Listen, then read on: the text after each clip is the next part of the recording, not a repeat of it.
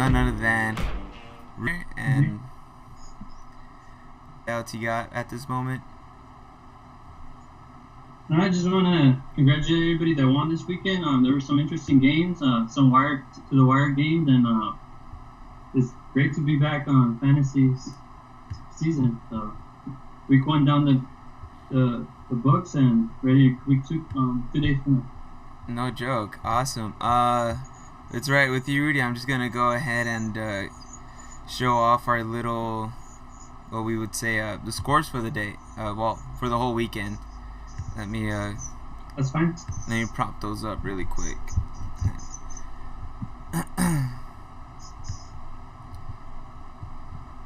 I actually had these up earlier, but since due to all the prepping we had done, I actually had to take out and bring back some things.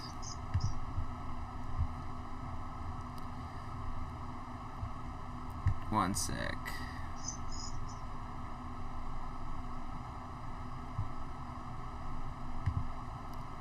I apologize to anyone out there. We are live and this is taking a bit, so my apologies. I would say though, it's not bad for winging it. What you think, Rudy? Yeah, connection's good, at least on my side. That's good. Everything shows that it's okay here, so we're gonna keep rolling with it. Good thing is I have my iPad here on the side, so I will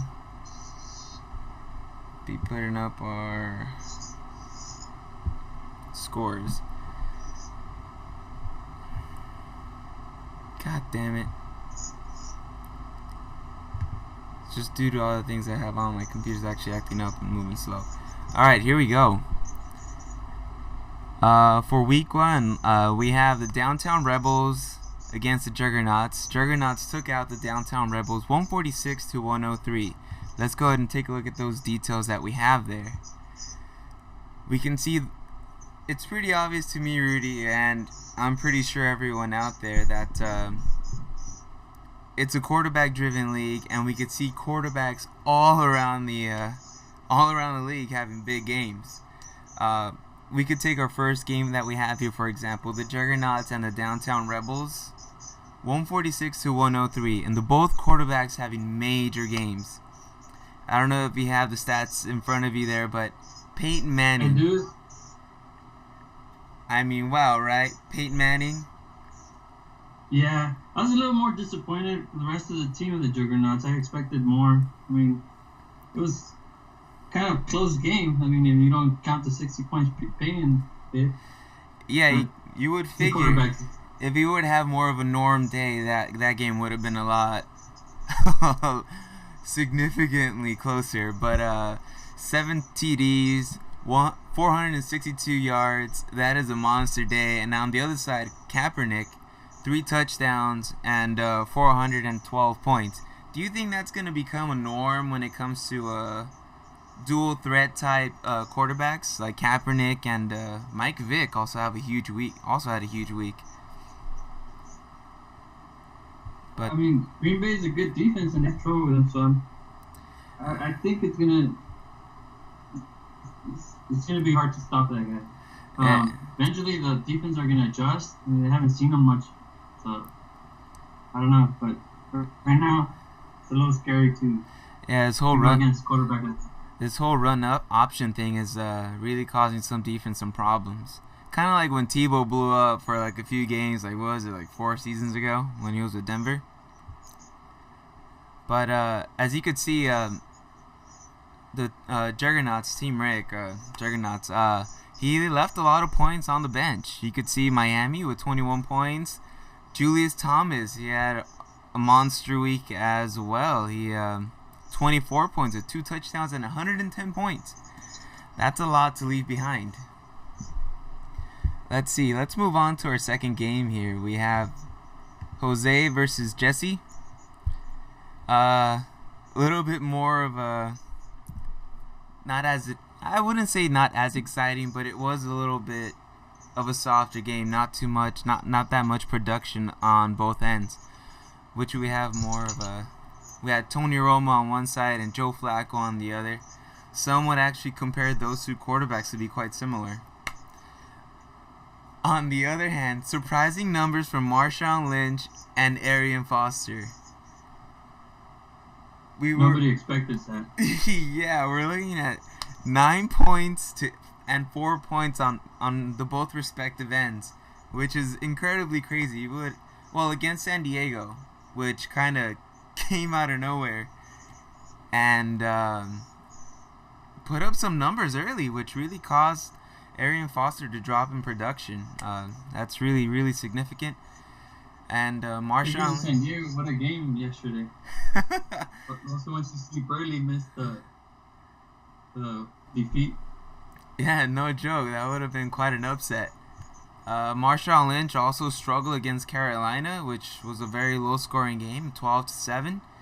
And let's take a look at their respective benches. Eli Manning with 36 points.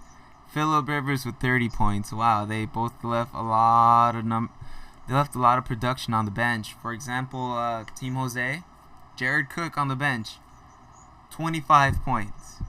You don't really see that happening with the tight end very often, so I think he should put. The way early in the game that Eli Manning started the game, it looked like a good move by Coach Jesse to bench him. It sure did. He threw very first pass, interception. I gotta give my boys a shout out. Cowboys did win. I'm sorry to hear that your Redskins. Well, we'll get to that a little later through the show. I'm gonna go ahead and let Team Jose know that Jared Cook should definitely be a solidified starter. As far as next week goes, I would say yeah, but he is one of those case by case. Because Team Jose does have Antonio Gates, so I would consider maybe trade bait. So for those of you out there who need a tight end, you might want to give him, a few shouts like, "Hey man, need a tight end? Give him something good." Let's move on over to Electric Dynamite and Little Mac, which is another division game. My division, as a matter of fact. Electric Dynamite. Last year was last in that division. With all due respect, I would probably say it is probably the toughest division to be on. Knowing from experience, I'm in there myself. But he did come up with a big win, 111 to 78 points. I'd love to have one of those two on the show very soon. Hopefully, we could hear some of that trash talk. And looking at the bench here, I think Electric Dynamite. Go ahead. Looking at his stats for the starters, I mean the two lower scores are the two players that I thought they were gonna score or carry the team, and they're the lowest scorers of the teams. Yeah, no joke. I'm looking at that too. His franchise player and his first round pick actually, I wouldn't say let him down, but did leave some points behind. Then again, that was an awkward game with New England against Buffalo. It was an awkward game. He didn't leave many points on the bench though, that's for sure. So overall, good start for him. We're looking at I'm looking at Little Mac here. He did leave 20 points on the bench with Jordy Nelson. Let's see what he has. He started James Jones over Jordy Nelson. That's hilarious. That's 20 points opposed to 0. Oh man, what a joke. And he was talking big during our draft party that there's not much competition on this division. I would probably say it goes to show he kind of put his foot in his mouth there. And if you're hearing me, Little Mac, I got your ass next, so you better be fucking ready. You should probably start James Jones again. I'm expecting a big game. Moving on. Ryson versus Mind Freak.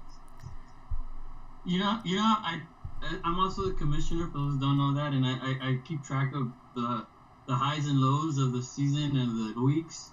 And I just want to crown you the week 1 2013 lowest score. Lowest score. I know. Sorry to bring it up, but hey, part of my job. It's part of your job, and I was gonna bring it up too. 56 points on my behalf to Mind Freak 79. It is fucking embarrassing. Mind you, let me read what my bench had, alright? 75 points from my bench. If I would have thrown out just my bench on its own by itself right there, 75 points, at least it would have been respectable. But I did leave a lot of points on the bench. For example, Fred Jackson opposed to what's fucking CJ Spiller. No one really saw that happening with Fred Jackson. He actually didn't get the bulk of the load, but he did get the most production with 67 yards and 41 receiving yards. So I have to make better decisions when it comes to my next game. But definitely, yeah, I left a lot of points on the board with the Buffalo defense, 27 points, picking up Tom Brady and picking up a defensive touchdown. That hurt. That hurt, man. That really hurt. Consider yourself lucky, Mind Freak, if you're listening. I will have, it's easy to say that you have my number for now, but I will get your ass coming up. Hold on, Peter sent me a message here. Nelson was a last minute start. Don't judge. Those points wouldn't have made a difference anyway. Shut your mouth, son. That's 20 points to 0. 20 points to 0. Got your ass next week, motherfucker. We'll see. We'll talk next week. Alright. That's my embarrassment there. 56 points. Moving on to Rudeness versus Orange Crush in a very close game. 90-99. Orange Crush pretty much taking the W there. Very even on the quarterbacks, even though when you consider you having, Rudy, Robert Griffin III and Sam Bradford on the other side, you would take that matchup. However, did you see the first half of the game? Yes, went very impressive on the Eagles' behalf, by the way. But 23 points to 23 points. Crazy. Well, I'm just saying, it's a shock. You didn't really see that coming, but it's a good start with with Jamal Charles, 1 rushing touchdown. You could kind of say that's kind of pedestrian of him. I would expect to have higher numbers, especially on the receiving yards. I'm looking at, he's a sure candidate for 50 receiving yards and at least 4 to 5 receptions a game, if you were to ask me, because clearly Alex Smith is not tossing it to Dwayne Bowe, which hurt me a lot last game. But I could see here that he got a great value pick with Larry Fitzgerald. What round did you get him? He was my third round. Third round. Hey, man. 2 TDs, 80 yards, 8 receptions. That goes for 2 points. It's a great pickup. Opposed to some other elite wideouts like myself, had Des Bryant. Orange Crush has fucking Megatron and 4 receptions for 37 yards. That's kind of not what we would expect from those kind of caliber players. But nonetheless, great pickup with Larry Fitzgerald. I think he should see a lot of those type of games coming, forthcoming for the rest of the season. Let's see what you left on the bench, man. Maybe you could have won. Ooh, my God. New England versus Buffalo. I hear you, man. That's why I didn't start Buffalo myself. I'm like, Tom Brady's going to tear him apart. But my gut feeling, I was like, Buffalo, I seen Buffalo. They're healthy and they have these players coming back. But you're right. You played the what if? If RG3 would have won that game with that onside kick that they almost recovered.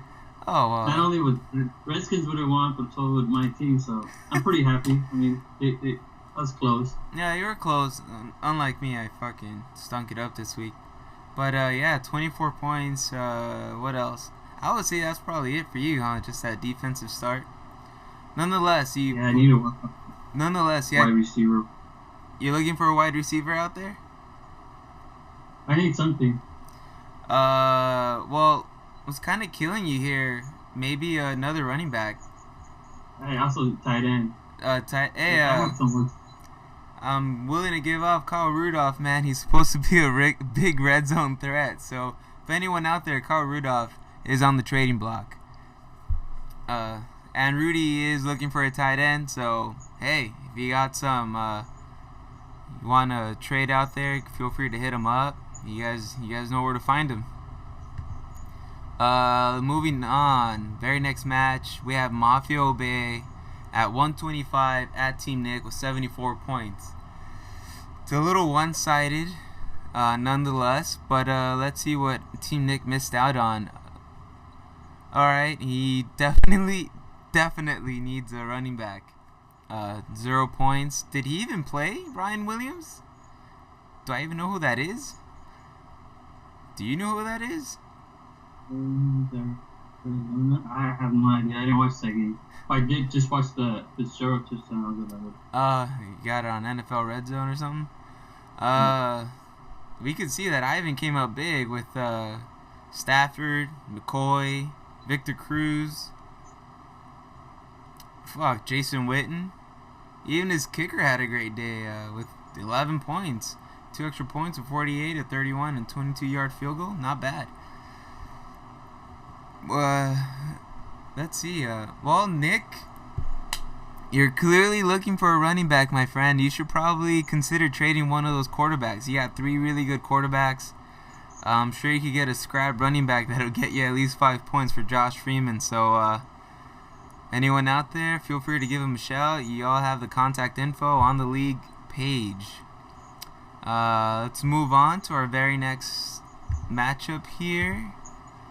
Team Doe versus Dodger Danny. Wow. You looking at that score, man? I didn't expect this score. I didn't think it was going to be this close. Nail biter, man. Nail biter. Danny must be kicking himself in the behind right now. We have the score at 87 Team Doe. Dodger Danny 86. Look at their non-starters. They're pretty close, too, so. No joke, yeah.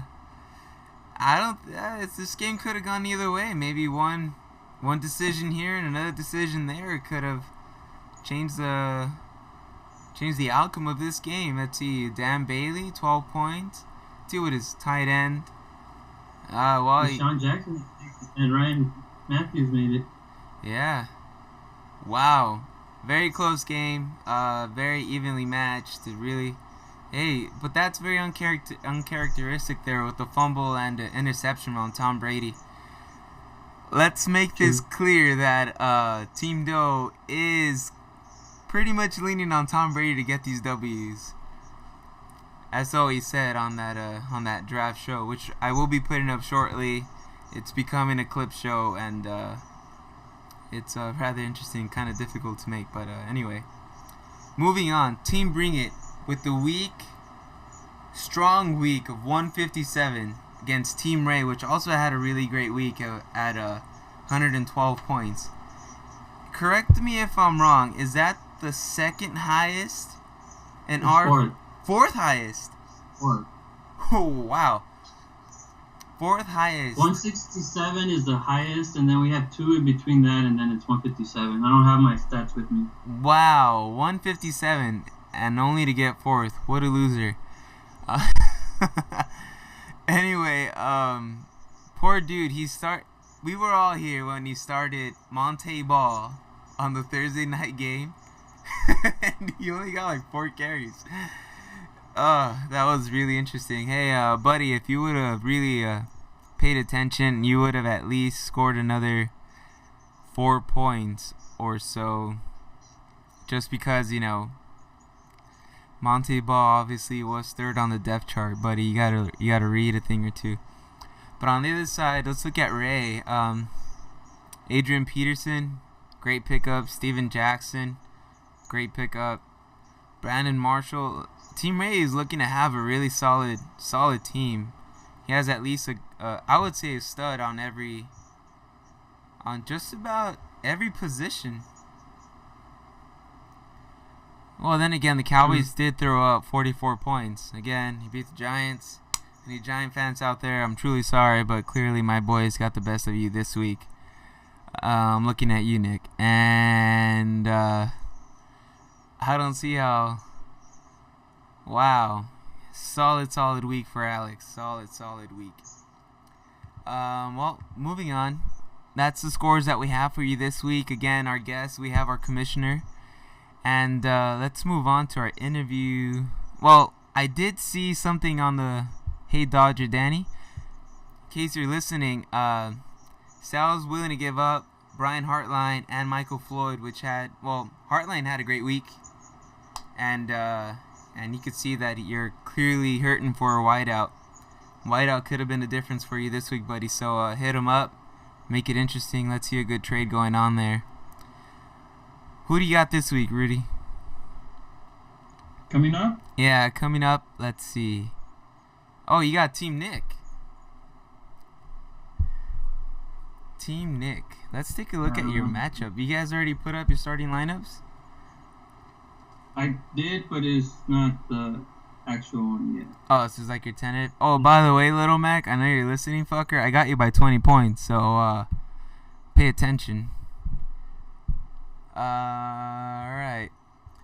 So moving on, I had a few questions for you, man. How are you feeling as far as your team's performance this week and throughout, the coming of the season? What do you got?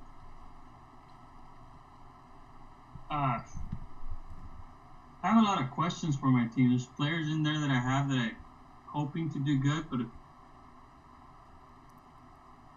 I don't know. It's fantasy football. It's every week you expect one thing and something else happens. So I'm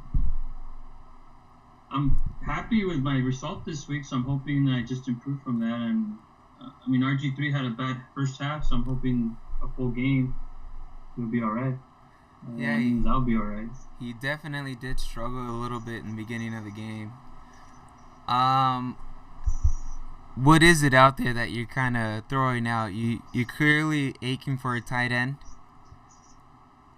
What other do you think would be your weakest point as far as your team, and maybe you want to shoot out some trades, see who catches on? The tight end's definitely my weak point. I do have a name for wide receiver and a name for running back, but the rest are not really very consistent. So maybe get somebody else to support the team. Do you see anybody out there that you're willing to? I haven't really looked. I picked up some receivers over the weekend. Right. So I'm gonna try them out for a couple of weeks, see what I can do. Well, let's see how that goes. I'm still looking for a tight end. That's definitely my weak point. Hey, I got Kyle Rudolph. Michael Fabiano says the red zone target. Just throwing it out there, man. Just saying. We'll see. I need to look at everything first. All right. I know you guys are gonna ask for the world for something. I try to throw on a fair trade. I'm not like Sal trying to give you scrubs for an elite player.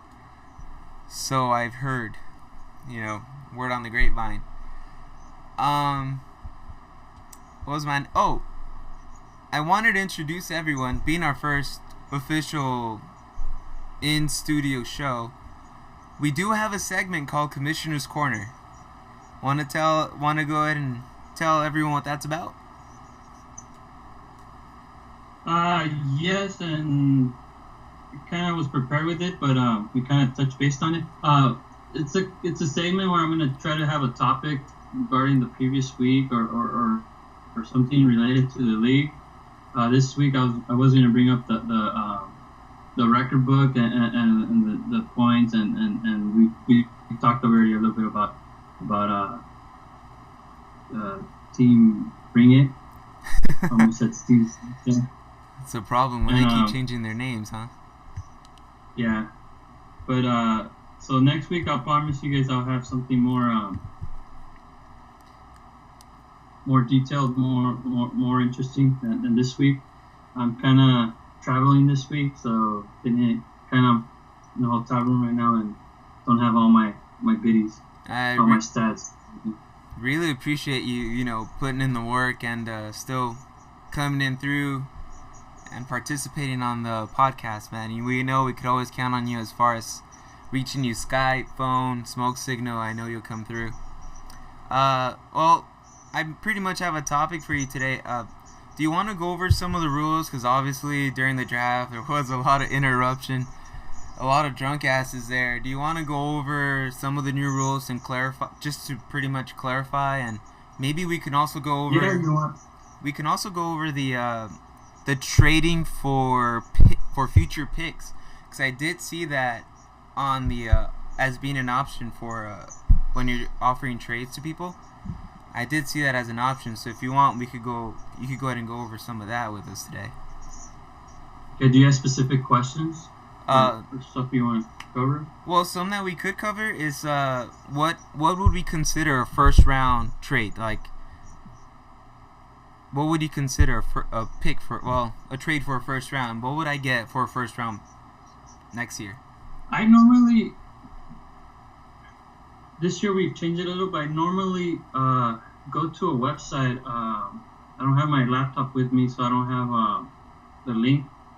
It's a website where it's for fantasy football, and they rank the player, and that's how I normally look at a trade. If you guys give me two players, I put them up on there. It tells me what they project for the year and what they're doing right now, and that's how I kind of make my decisions. I'm gonna work with Ricky and Alex to try to come up with the formula. It's not going to be, if this player is number one. It has to be what they're producing and what we expect for them to do to be ranked top pick. It could be maybe for a first rounder, you could probably have, let's say, let me go back to the roster, see what we have. I mean, we could say someone like Adrian Peterson, AJ Green. Obviously, like, solidified studs, right? Yeah, for Adrian Peterson, obviously he's projected to he's gonna say he break the record this year. So obviously that's in my eyes he's a number one pick, maybe 1, 2, and 3 pick. No joke, you'd give the house for someone like that. I mean, maybe we want to throw 2 picks for him. I don't know. And this year we did change the rule where the picks will be the trades will be reviewed by 2 people, and if 2 of us do have a conflicting, we'll bring the 3rd person in, and as you all know, Alex is a deputy commissioner, and we've got Ricky in more involved in the league, and he's pretty much going to break our ties. And breaking our ties doesn't mean he's going to make the final decision. I'm going to hear everything, and then still I would have the final word, but I would want his input. And obviously, if he's going against me, I'm not going to just say, no, you're wrong. I'm really going to go and take his input and think about it and come up with a solution. And if any of us 3 are involved in a trade, I'm going to put it up for a poll for a certain time. If you guys vote, I'll take your vote into account. If you guys don't vote, then I'll make a decision myself. So we're trying to involve more people into these trades and so be a little bit more fair. You hear that, players? Log in. It's crucial that you guys are involved. We're trying to get it's not really you being the commissioner, sorry to cut you off, man, but we're clearly trying to make it more as everyone's involved, and we're all trying to make a decision for everybody else type of league, right? We're not. And as you guys noticed this week, we had poll questions not from the commissioner for the first time ever. I want to thank our 2012 champion for throwing some poll questions out there. And we got some responses from there, so that's pretty cool. Yeah, it's great, man. It's really great to see, more people getting involved. And we also have, do you want to, because, I mean, a lot of the players are already aware of our logo situation. Do you want to go ahead and unveil and let those who are watching know what's going on? Let's back into there's a question. Let's go back to the rules. Sure. There's a couple questions, actually, or the same question a couple of times. On the slideshow when I was talking about receptions, right, I put quarterbacks, running backs, wide receivers, tight ends on that. But that means if they get a reception, say a quarterback, if there's a wildcat play, right, and the pass goes to the quarterback, that's how he gets a reception point. The running back, if they catch the ball, that's a reception point. They don't give points for running the ball. It's only if there's a reception. Do you want me to go ahead and single that guy out? Mm-hmm. Talking to you, Peter. You listening? It's your fucking question. I had that question from other people too. But yeah, the reason the quarterback, running back, wide receiver, and tight end were on that slideshow were because there might be a chance that they all catch a ball at one point in the game. That's true. It's true. So no points for carrying the ball. Additional to the yards already gained. Peter. The reception are 4 receptions a point. Which kind of goes back to our 25-25 rule, right? You figure every catch is a quarter of a point. Which I kind of like that. I like that whole mentality throughout the whole. It's consistent. I like it. Well, was there any other question that you want to address that people maybe weren't paying attention to? I think those were the only 2 that I've heard questions so far about it. I just want to remind everybody to submit their lineups on Thursday because you don't want to get penalized. The penalties are pretty hefty nowadays. Can you give us an example of what the first week penalty would be? Give me a second. I'm running like 4 streams at once, dude. My computer's like useless right now. It takes forever to get to. Okay, the first this next week's Thursday deadline, you will have a $2 penalty, which is the best possible penalty. You don't want to get more than that because the second offense you do get a 10-point penalty along with your $2. So crazy. Last year I've only penalized one team for 10 points, and that was pretty cool. Everybody was involved. So submit your lineups, submit your pick. Fun fact: that team still won that week. They did. To me, they were playing me. By the way. Yeah, it was a rematch today, and I lost again. This week against Orange Crush. I was trying to redeem myself for the loss in the championship, and I failed. So far, I am suffering on that. What's it called? Hangover. Super Bowl hangover. Son of a bitch. We were talking about the logo. Yes. We wanted to change the logo, have something more presentable. Now that our 10th season's coming up, I found that NFL looking logo with the RFL, which is pretty cool, I think, and a lot of people liked it. But I think if we try to print anything or post it anywhere, we might get sued. I don't know. That's for sure. Those copyright laws work for the. It's not exactly the same logo. It has an R instead of an N. But so in brainstorming, just talking amongst friends,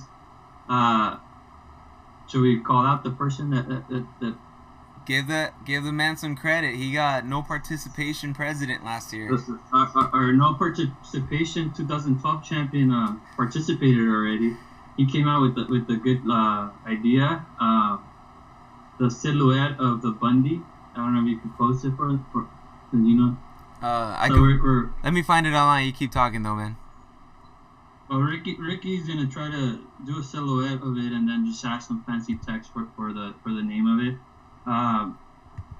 We did discuss during the draft that some ideas for the 10th year. A lot of people already know this, but some people that live in Riverside and don't come along that often may not know. We're planning a big trophy with the different little plaques for all the championships. There's a trophy that's gonna go to the champion for the whole year, and then it comes back and then it gets passed around, along with a different trophy. No longer we're moving away from the pigskin. Maybe something. What is it? What is the material? It's not glass. It's like a crystal. Not plasticky. Like acrylic. Acrylic. I guess so. I have the post here. I'm pretty sure you guys can see it. Do you guys all see that? Well, I don't know if you guys can fucking see, but that's the pose right there. He's giving the logo. We're gonna call the trophy. That's where I was going. We're gonna call that trophy that's gonna travel around the Bundy. The Bundy. Unless we have objections and people have different ideas, we might put a poll question up. Yeah, feel free to put a poll up, guys, if you have any other ideas. But by far, the Bundy, I love the idea. I think it's really solid, really, really solid. Plus the freaking pose is timeless now, right? I mean, everyone does it. Come on, it's like fucking dope. As far as that, believe it or not, Rudy, we've gotten close to 35 minutes of podcasting here. Do you have any other messages or any? Do you want to call out your next victim, or how are we gonna go? No, I mean, I'm not much of the call out guy. I'm trying to get the link, and maybe the link for this once you put it on YouTube. Yeah. There is a space on our website to put YouTube videos. Oh, there is? And I was trying to do that as we were talking earlier, but cool. I'm still working on it. We could have YouTube videos on our website. So once you have this on YouTube, you could post it on the website, and I'll put it on that link, or I could show you how to do it so you could, as you were updating, you do update that. It's pretty dope. So that's something that's going to be pretty cool, I think. Oh, that's fucking awesome. We should definitely have that. That'd be great. Like, he could watch the video directly from there now?